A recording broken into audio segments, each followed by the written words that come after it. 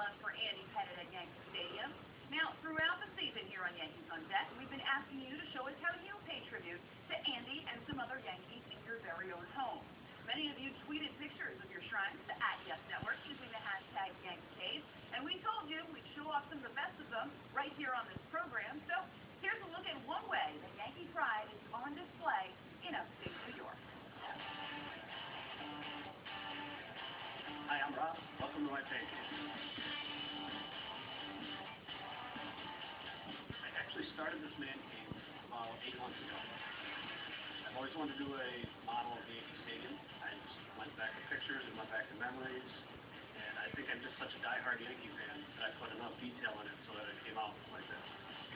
Most of my friends, when I told them I was going to do this, they're like, yeah, okay, kind of guess, didn't believe me. And then after it was all built, they said, I can't believe what you described is actually exactly the same.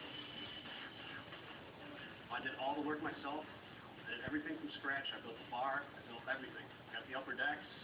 Got to have the bunting, of course. You got to have all the retired numbers. I actually went through and drilled all these holes, put the plastic over them, put the numbers on them, actually pinstriped them. Of course, we have to have them lit up so they stand out. This is the scoreboard.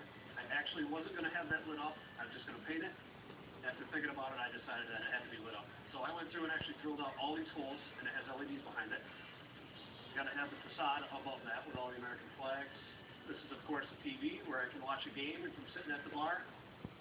Other upper deck, Don Mattingly rookie card. This is actually my favorite part of my man cave. It was important to get the right color blue for the padding. I went through and I cut all the plywood out. I got the foam padding and I got the correct color blue vinyl.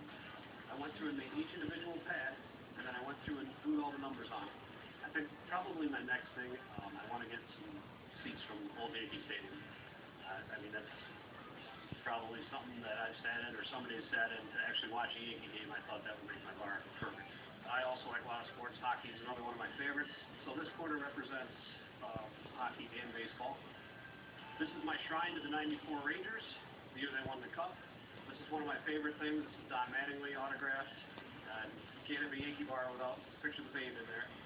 This is a bat from Doubleday Field, which is up in Cooperstown, New York, which is where the Baseball Hall of Fame is located.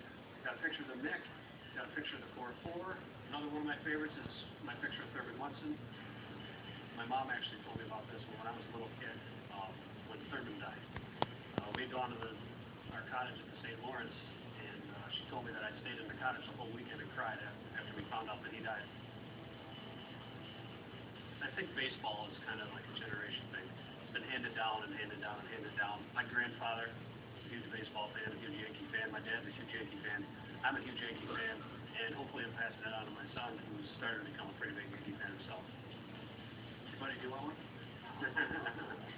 Just wanted a place for my friends to come hang out.